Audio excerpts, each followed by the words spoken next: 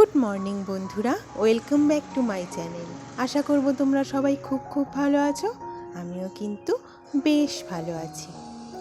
আমরা যদি বিশ্বাসঘাতক মানুষদের না চিনতে পারি, তাহলে কিন্তু তারা আমাদের প্রচুর ক্ষতি করে চলে যাবে, আমাদের কিন্তু বিশ্বাস নিয়ে খেলা করবে। অনেক সময় সেই ক্ষতি কিন্তু আর পূরণ হওয়ার জো থাকে না। তাই বিশ্বাসঘাতক মানুষদের চিনে রাখা কিন্তু খুবই দরকার। জীবনে ঠিকঠাক যদি ভালোভাবে চলতে চাই, না ঠকে, তাহলে কিন্তু সেই বিশ্বাসঘাতক মানুষদের কয়েকটা লক্ষণ আমি তোমাদের বলবো, সেগুলো চিনে রাখা খুব দরকার। আমি কিন্তু এগুলো আমার জীবনের অভিজ্ঞতা থেকে আমি এই সব জিনিস তোমাদেরকে বলছি। যেমন প্রথম হচ্ছে, অনেক মানুষ দেখবে অন্যের বিষয়ে না একটু বেশি কৌতূহল দেখায়, বেশি কৌতূহল প্রকাশ করে। একটু ঠিক আছে, একটু বেশি কৌতূহল যদি দেখো কারো মধ্যে, যে তোমার জীবনে এসে সেই কৌতূহল প্রকাশ করছে, কি হয়েছে তোমার, তারপরে তোমার সংসার, স্বামী, সন্তান, এইসব সম্পর্কে কিছু জিজ্ঞেস করা, এইসব জিনিস নিয়ে যদি দেখবে যে কেউ খুব বেশি একটু কৌতূহল প্রকাশ করছে, তাদের থেকে কিন্তু বন্ধুরা সাবধান থেকো। তারা কিন্তু খুব ভয়ঙ্কর মানুষ হতে পারে। তাই তাদের থেকে একটু সাবধান থেকো। তাদেরকে না দেখবে যদি এই রকম মানুষ থাকে, তাদেরকে কোনো গোপন কথা বলবে না। আরেকটা হচ্ছে যে দ্বিমুখী আচরণ। মানে অনেক মানুষ আছে দেখবে, বলে না যে সাপের মুখেও চুমু খায়, আবার ব্যাঙের মুখেও চুমু খায়।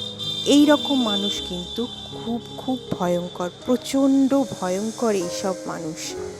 তাই দ্বিমুখী আচরণ, যেমন ধরো তোমাকে এসে কারো কথা বলল যে হ্যাঁ, ও তো সত্যি তোমার সাথে খুব খারাপ ব্যবহার করেছে, এটা কিন্তু একদম উচিত না।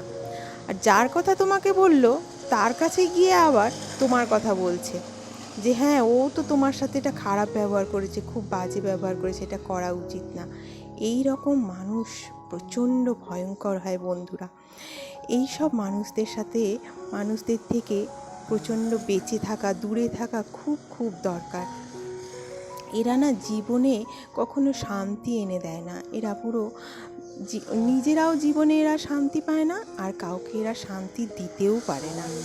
ওই কারণে এই রকম মানুষদের থেকে একটুখানি বেঁচে থাকবে, দূরে থাকবে, এবং এদেরকে ভালো করে চিনে রাখবে, পরখ করে রাখবে।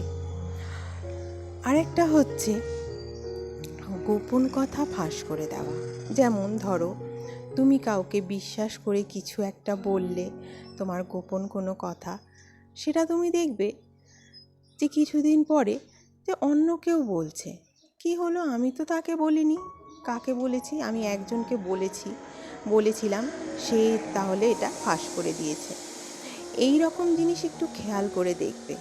যে নিজের পেটে কথা রাখতে পারে না, মানে পেট পাতলা বলে না, কথা যদি পেটের মধ্যে রাখতে না পারে, তাকে কোনো গোপন কথা বলা তো একদম উচিতই না। আর কি বলো তো, তাদের সাথে একটুখানি বুঝে বেঁচে চলা উচিত। গোপন কথা কিচ্ছু তাদেরকে বলা উচিত না, তাদের সাথে একটুখানি বেঁচে চলা উচিত। তারপরে আরেকটা হচ্ছে অতিরিক্ত মিষ্টি ব্যবহার। ওই যে বলে না, মানে কোনো জিনিসই বেশি বা অতিরিক্ত ভালো নয়। বেশি গুড় দিলে যেমন কেমন একটা তেতো হয়ে যায় না, বেশি চিনি দিলে যেন কেমন একটা হয়ে যায় খেতে, খাওয়াটা কিন্তু ভালো লাগে না। বেশি লবণ দিলেও খাওয়ার ভালো লাগে না। তো ওই রকমই বেশি মিষ্টি ব্যবহার যদি কারো দেখো, তাহলে বুঝবে নিশ্চয়ই কোনো ঘোটালা আছে এর মধ্যে, এর পেছনে। অতিরিক্ত মিষ্টি ব্যবহার, নর্মাল ব্যবহার ঠিক আছে, অতিরিক্ত মিষ্টি ব্যবহার যদি দেখো বন্ধুরা, তাহলে কিন্তু সাবধান হয়ে যাবে। তারা কিন্তু তোমার ক্ষতি করার জন্য তোমাদের আশেপাশে তারা ঘুরে বেড়াচ্ছে। খালি বেশি তোমার যত্ন নেবে, বেশি খেয়াল রাখবে, বেশি তোমাকে জিজ্ঞেস করবে শরীর ভালো আছে কি না, কীভাবে তোমার থাকা উচিত, কীভাবে চলা উচিত। এই রকম মিষ্টি ব্যবহার যদি দেখো না, তাহলে কিন্তু সেই মানুষগুলোর থেকে একটুখানি সাবধানে থেকো। আরেকটা হচ্ছে হঠাৎ করে চেঞ্জ হয়ে যাওয়া। দেখলে তুমি যে এই মানুষটা তো এরকম ছিল না, হঠাৎ করে চেঞ্জ হয়ে গেল কেন, তখন তাহলে বুঝতে পারবে যে এর মধ্যে কোনো একটা ব্যাপার আছে। তাদের থেকেও একটুখানি বেঁচে চলা খুব খুব দরকার। বিশ্বাসঘাতক, এরা প্রচণ্ড বিশ্বাসঘাতক হয়। বিশ্বাসঘাতক মানুষদের থেকে যদি দূরে না থাকি আমরা, তাহলে আমাদের বিশ্বাস ভেঙে একদম আমাদেরকে তছনছ করে দেবে। প্রচুর বিশ্বাস ভাঙলে নিজের মন, নিজের শরীর, মাথা সব নষ্ট হয়ে যায় বন্ধুরা। এদের থেকে খুব সাবধানে থাকা উচিত। আর কি বলো তো, আমি যেটা বুঝেছি না, এত আমার এই বয়স অবধি এসে আমি যেটা ফিল করলাম, যে যত পারো কম লোকের সাথে মেলামেশা করো, কম লোকের সংস্পর্শে থাকো। যত একা থাকবে তত সমস্যা কম হবে। আমি তো এটা খুব উপলব্ধি করলাম। সম্পর্ক সবার সাথে রাখো, কিন্তু বেশি বেশি করে কথা বলা, গল্প করা, সারাক্ষণ একসাথে থাকা, এগুলো কিন্তু যত এড়িয়ে চলবে তত জীবনে ভালো থাকবে, সুখে থাকবে। দেখো আমার মা পুরো, আমি শুধু সকালের রান্নাটাই করি, মা পুরো দুপুরেরটা বাবা মা দুজনে মিলেই করে। তো চাটনিটা আগে করে নিল। টমেটো গাছে, আমাদের ওপরে ছাদের গাছে টমেটো হয়েছে, তোমাদেরকে দেখিয়েছি। তো ওই টমেটো দিয়ে মা চাটনি করে নিল, আর সয়াবিন করছে। আর আমি এইদিকে একটুখানি নিজের রূপচর্চা করে নিই। সকালের জলখাবারটা ঝাল সুজি আমিই করেছিলাম। দেখো দইটা কি সুন্দর বসেছে। তো একটুখানি বেসন, একটুখানি টক দই। এটা কিন্তু এই যে গরমটা পড়ে গেছে না বিচ্ছিরি, এই গরমের এটি একদম সামার স্পেশাল একটা ফেস প্যাক। এটা এত ভালো, এত হাইড্রেট রাখে, এত স্কিন ঝকঝক চকচক করে, ট্যানটা উঠে যায় এত সুন্দর। আর তার মধ্যে একটুখানি আমি দিয়ে দিলাম হচ্ছে কাঁচা হলুদ। লেবুটা এর মধ্যে একটুখানি দিতাম, কিন্তু লেবুটা আমার নেই। আর মধুটা দিলাম না, মধুটা আমি দিই না গরম পড়ে গেলে, ঠান্ডাতে দিই, গরমে মধুটা দিই না, আমার চ্যাটচ্যাট করে, মুখে ব্রণ বেরিয়ে যায়। এমনি যেহেতু প্রচণ্ড ঘাম হয়, তো মুখটা ভালো করে আমি ক্লিন করে নিয়ে তারপরে আমি এইদিকে এটা মেখে নিলাম প্যাকটা। আর ওইদিকে রান্না বান্নাও হয়ে গেছে, আমি স্নান করে তারপরে পুজোর দিকে চলে যাব। আর ঝাল সুজি আমি সকালবেলা বানিয়ে নিয়েছি। আমার মা থাকলে, বাবা মা দুজনেই এত হেল্প করছে, এত আমার সময় পাচ্ছি, তাও আমি ভিডিও এডিটই করতে পারছি না। আজ কতদিন পরে যে ভিডিও দেব, বোধহয় 6-7 দিন পরে ভিডিও দেব। আসলে গল্পই করে যাচ্ছি আর গল্পই করে যাচ্ছি। তো ওই দেখো বাবা মা দুজনে মিলেই রান্নাটা করছে, অল্প অল্প করে, কেউ একটু নাড়ছে, ওরা বাড়িতেও তাই করে, তো ওই কারণে। তো আচ্ছা চলো, এই দেখো হয়ে গেছে আমার রান্না বান্না। সয়াবিনের তরকারি আর চাটনি, আর কিচ্ছু করিনি, আর টক দই আছে। তো আমি দেখো স্নান করে চলে এসেছি। এইবার আমার বানানো যে অ্যালোভেরা জেলটা, আর গরমে না এই অ্যালোভেরা জেল মুখে এত একটা ঠান্ডা ভাব এনে দেয়। আমি এটা ফ্রিজে রেখে ব্যবহার করি, এত ভালো ময়শ্চারাইজার হিসেবে কাজ করে। কেনা কোনো ময়শ্চারাইজার আমি গরমে না দিতে পারি না, মুখ তেল তেল করে, প্যাচ প্যাচ করে, ঘামে, আরও ব্রণ বেরিয়ে যায়, খুব অস্বস্তি হয়। এই যে আমার বানানো অ্যালোভেরা জেলটা, এইটা দিলে মুখটা না চ্যাটচ্যাট করে, তেল তেল হয়, আর না ব্রণ বেরোয়, কিচ্ছু না, খুব সুন্দর হয়ে যায়।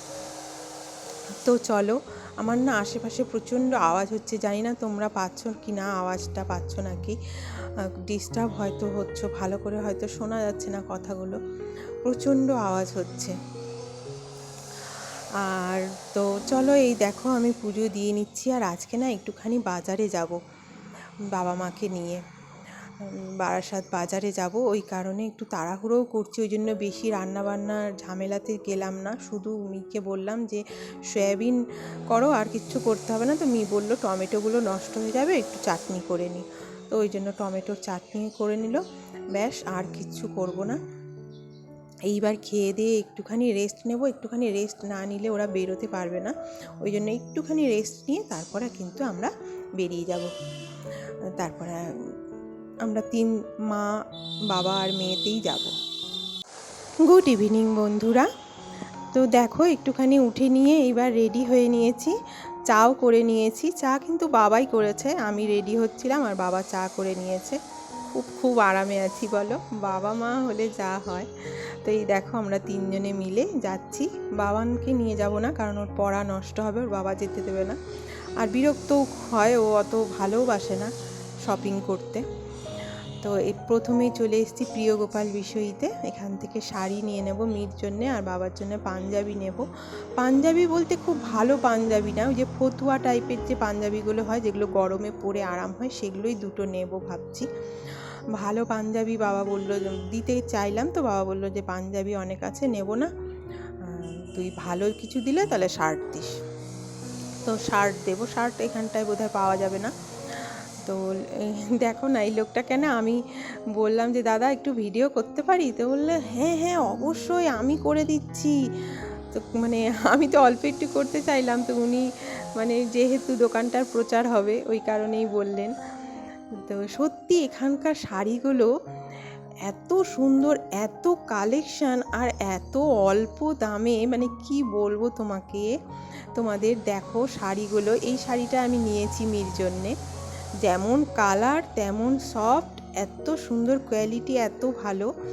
মাত্র ওটা কত 700 কত টাকা যেন, 775 বা 799 এইরকম। মেয়ের জন্য আরেকটাও আমি শাড়ি নিয়েছি, সেটা মানে হলুদ আর সবুজের ওপরে, মানে শাড়িটা দেখলে কেউ বলবেই না যে ওটা 390 টাকার শাড়ি। আমার এত ভালো লাগলো। তো এই দেখো আমি এখানটায় চলে এসেছি বিল করতে। তো এই আবার এটা একটুখানি অন্যরকম হয়ে গেছে নেওয়া, আমি তো তখন খেয়াল করিনি এডিট করার সময়। এটা একটুখানি মোবাইলটা অন্যভাবে নেওয়া হয়ে গেছে, যাই হোক তোমরা একটু অ্যাডজাস্ট করে নিও। তারপরে যে মেয়ে আবার ঠাকুরের অনেক কাপড় চোপড় জিনিসপত্রও নিল। তারপরে আমরা সাহাতে ঢুকেছিলাম, সাহাত থেকে আবার বাবার জন্য শার্ট নিয়েছি। আর ওরা আবার আমাদের জন্যে নিয়েছে, ছেলের জন্যে নেবে বলছিল, তাই আমি বললাম পরে নিও, এখন আর নিও না।